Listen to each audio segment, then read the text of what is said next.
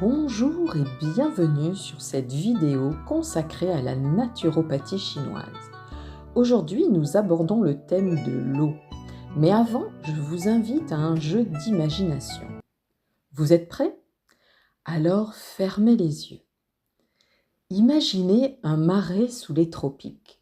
L'atmosphère est très humide, la température de 37,2 degrés et il ne pleut pas. Il y a des tas de bestioles dans ce marais, l'eau croupie, ça pue. Bon, eh bien, si vous ne renouvelez pas l'eau de votre corps, il sera comme ce marais.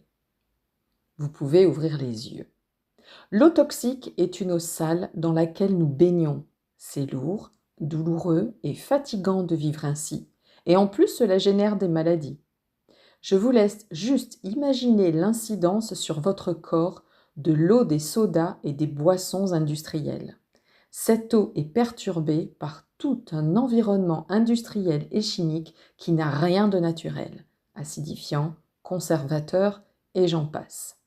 Nos émotions et nos pensées influent aussi sur la qualité de l'eau. À ce titre, je vous renvoie aux travaux de Masura Emoto sur la mémoire de l'eau. Il est donc important de renouveler cette eau avec une eau propre qui vient laver ce marais.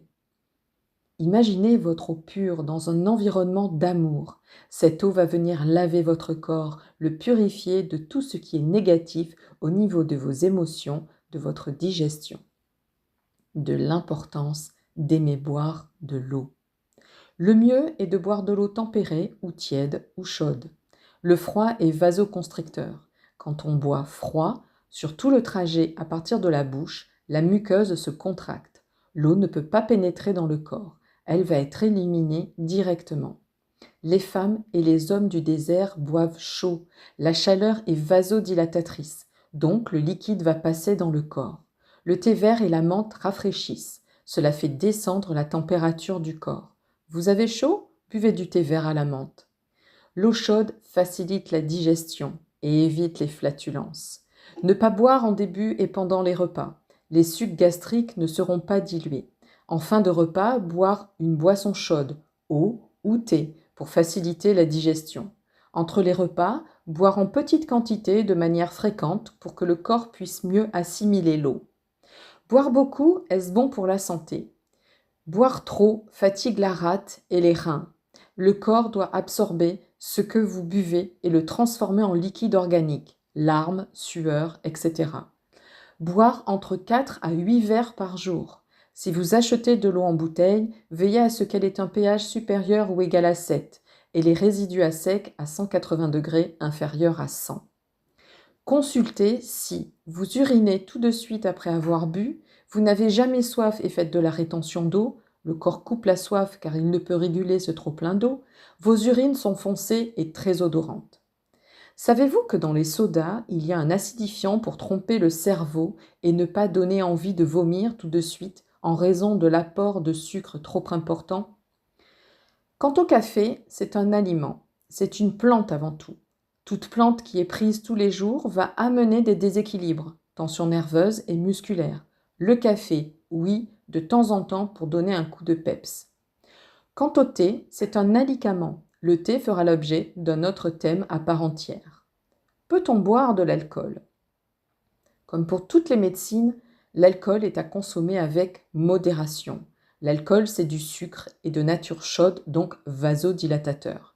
Quand l'alcool arrive dans l'estomac, a fortiori si c'est l'apéro, donc à jeun, cela va ouvrir les vaisseaux de la muqueuse de l'estomac. Cela passe direct dans le sang. Comme c'est du sucre, il va être métabolisé et stocké sous la seule forme que le corps connaît comme stockage, la graisse, et là au niveau abdominal. Évitez de boire l'estomac vide. Le seul alcool que la médecine chinoise autorise de temps en temps est un bon vin rouge, toujours avec modération. Les autres alcools doivent rester exceptionnels. Un peu d'histoire. Pourquoi est-ce qu'on trinque?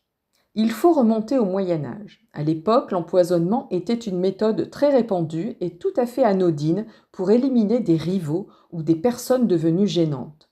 Lors de repas officiels, entre seigneurs par exemple, il était d'usage d'entrechoquer les chopes pour éviter l'empoisonnement. Ce geste se faisait en 2 temps. L'un donnait un grand coup dans le verre de l'autre afin qu'un peu de son breuvage s'échappe et se mélange à celui de l'autre, qui par la suite reproduisait le même geste. Le but était de tester la fiabilité de ses convives. Aussi, ce geste permettait de s'assurer qu'aucun traître n'était installé à la table et que l'on mangeait en confiance. Pourquoi on doit se regarder dans les yeux quand on trinque ? Là aussi, il faut remonter au Moyen Âge. Après avoir trinqué, il était de bon ton de se regarder dans les yeux afin de sonder dans le regard de ses convives s'ils étaient venus, ou non, avec de bonnes intentions. Si le regard de l'un déviait pour s'enquérir de l'état de son verre, on pouvait alors soupçonner que celui-ci avait été empoisonné. Petit conseil.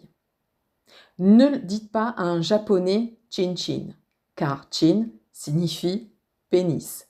Dites plutôt kampai avant de lever votre verre. Merci pour votre écoute et à très bientôt.